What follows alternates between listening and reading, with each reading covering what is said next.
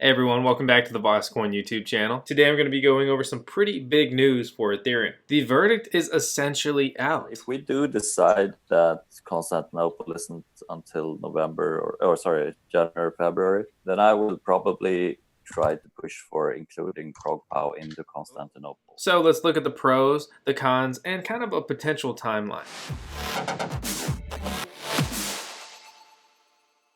So I'm going to kick this video off with just a quick snapshot of the price. Today we're trading at $202 for 1 unit of Ethereum, and you can see the price has been trending down pretty much the entire year. Kind of like most cryptocurrencies, but if you look at Bitcoin, it's been actually pretty stable for the last several months, whereas Ethereum got hit a little bit harder. Is this due to ASIC miners? You can't say for sure, but I would say it is a contributing factor. If we go ahead and run the calculations just on a mining profitability calculator today for the hash rate of about 195 megahash a second on Ethash, aka Ethereum's current proof of work mining algorithm, which is equivalent to about 7 570s, or the most popular Ethereum ASIC miner, which is believed to make up the majority of the network now, which is selling for $1,100. Just, log all these prices in time. So that unit is going to be making a whopping 50 cents after you pay your electric bill if your electric is 13.5 cents per kilowatt per hour, like mine is, which is about the average US electric rate. So nothing to really brag about. In comparison though, if you basically have free electric, $3 a day isn't that bad in this market, especially for a coin that's trading at 200 bucks. Most people think that Ethereum could rebound pretty decently on price. Speaking of Ethereum mining, I got some news that you probably don't want to hear because you're probably not one of these guys. And that is the fact that Ethash, the proof of work algorithm on Ethereum, is not FPGA resistant, whether what anyone else has told you. It's not. And there are FPGA miners already on Ethereum. They've been on Ethereum for a while, and it's only becoming more and more rampant. FPGA mining is a whole different animal than CPU and GPU and ASIC mining. And without going into that rabbit hole, it's complex, okay? And it's not as accessible. And with all of that said, I want to show you an address that is apparently, supposedly, reportedly mining with FPGA miners already on Ethermine. If you look here, we'll see a pretty crazy hash rate of over 100 gigahash a second, right? But certainly possible with GPUs, but a lot of graphics cards there, as well as even the Ethereum ASIC miners. And you go through and you look at these hash rates. This is a very weird setup, very peculiar, right? Do these look like GPUs you're used to seeing? You think they're just running a bunch of 1-card rigs or maybe 2-card? Like, what really hashes 34 megahash a second, 1 megahash a second? It's very weird. I mean, we go down this list. This is unusual. We got a ton of offline workers matching all the same stats.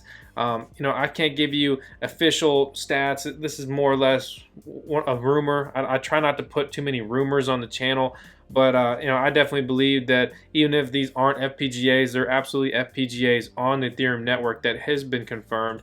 And even if you're familiar with Ogata Girl of Minority / the people behind ProgPoW, that she's stating right here, she'll reveal at DevCon 4, which is going to be here at the end of the month in October in Prague, that she's going to be talking about ProgPoW, and she's also going to be talking about FPGA mining on Ethereum. So it is taking place. Some numbers you've seen online may be BS, and some things you've seen may not be BS. Time will tell, like everything else. Also, more importantly, if you haven't already, why are you not in the Discord server? We got all kinds of good chat always happening in there, so you better join. Links in the description of the video. I'll have everything I talk about in this video in the description of the video below. But as you just saw, that is a snapshot of the Ethereum Foundation's live stream where they have these dev meetings.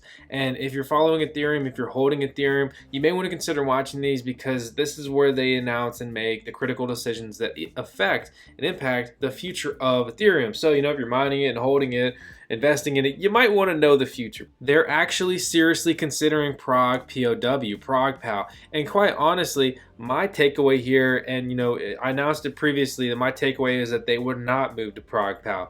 But things are always changing, everything's constantly evolving and shifting, and now I would say, based off how I can read this the best I can, is that they will be moving to ProgPoW And if we have leeway all the way to like March or something, then I think ProgPoW is a possibility, even February or January, if we can get ProgPoW done. Which is a proof of work algorithm, which, if you're unfamiliar, is aiming to essentially equalize GPUs and ASIC miners. It's not ASIC resistant, okay? It is not ASIC resistant. And actually, the bad news is that ASICs will eventually dominate. I speculate and imagine ProgPoW, because they can make these ASICs cheaper and still more specialized than a graphics card. However, it is going to level the playing field big time, and it's way better than an ASIC dominated network to, at least where your GPU has somewhat of a shot. Also, if you don't know this, this has been confirmed that they have tested ASICs on ProgPoW. Okay, so don't think that, you know, it's not possible, because it absolutely is possible, and it's kind of baked into the whole plan. I think that's a common misconception a lot of people have on ProgPoW. If you want to check out ProgPoW, I have a link over to their GitHub. You can go over here, dig through it, join the Discord, and, you know, just get the conversation started on that. However, to mix up just the good and a little bit bad news I just gave you with some good news, is the fact that the Constantinople hard fork has been pushed back even further into early 2019. There's no specified date yet. You know, this is assuming all the testing goes well. If ProgPoW does not do well on their testnet, well then guess what? It's not going to be implemented, obviously. But I imagine that the team behind that is going to make that their priority, because, I mean, this is a pretty big deal from a mining point of view. But check out this good news. The good news is that since the hard fork has been delayed, so has the issuance reduction. And that's basically, you know, the block reward reduction, where they're reducing 3 Ethereum per block down to 2 Ethereum per block. So that's going to reduce the current mining profitability really across the board. You can quote me, it's going to be that impactful across the whole mining community, that, you know, really mining profits are going to drop 33%, which is a big part of my recent argument on why I've sold off a lot of my GPUs. And with all that stuff in mind, the fact that it's being delayed further is excellent news just for the current state of cryptocurrency mining, especially if you're into Ethereum or really anything, to be honest. It's that big of a deal. There's that many GPUs still on Ethereum. It's almost the end of October, and I personally don't think we'll see this hard fork implemented until no earlier than the end of February. And I think that's more or less around the time frame that they're looking at.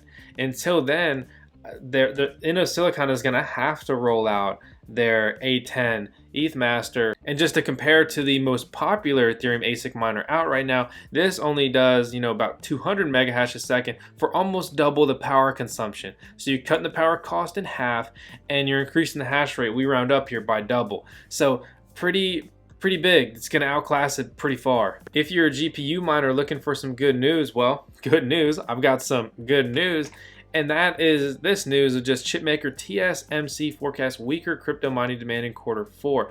So what does that translate to? That means that there's going to be less ASIC miners created in Q4. There's going to be less new models, probably speculation there. Your GPU is just going to be more viable longer. This is largely due to just the current state of the market and less demand, but either way, it's going to slow down miner production, which is really going to be good for basically every miner out there right now. There's plenty of used hardware and, you know, hardware floating around that you could pick up if you want to get some. So just to recap what we've talked about in this video, I showed you the current price of Ethereum. I showed you the current Ethereum mining profitability with 7 RX 570s, or basically the equivalent Bitmain Antminer E3, the most popular Ethereum ASIC miner. I also showed you the more powerful Innosilicon Ethereum ASIC miner, and that is their lowest version. They have an Ethereum ASIC miner that goes up to 500 megahash a second, which is half a gigahash, which is pretty wild from a hash rate point of view. I also showed you that, you know, I firmly believe there are FPGAs running around all over the Ethereum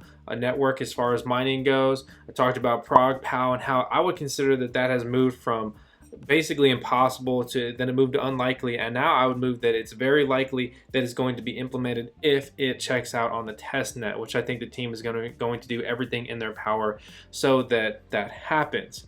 In addition to everything I already just said, I also talked about how the hard fork has been delayed, so ProgPoW would be potentially, or if it is included, it will be included in that next hard fork, which is going to be probably Q1 2019. And because of this hard fork delay, the block reward issuance reduction has also been delayed to that time frame, which will maintain current mining profitability until that hard fork, when things are going to get reshuffled, especially if the proof of work algorithm is changed. As well as the good news for current miners, just that there's probably very likely going to be less miners produced here in the near future. However, the fact that Innosilicon has not released publicly their Ethereum ASIC miners, those could all be dumped very soon, which would kind of be the opposite of the news that I just told you. So as always in crypto, especially in crypto mining, we don't know what is going on until it happens. No one does. I don't care if they tell you that they do, because they're lying.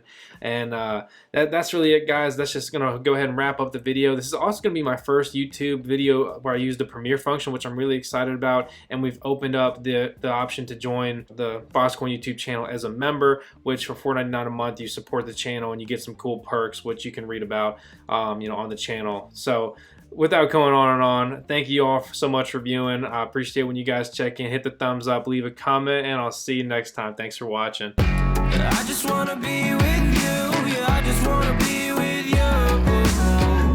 I just wanna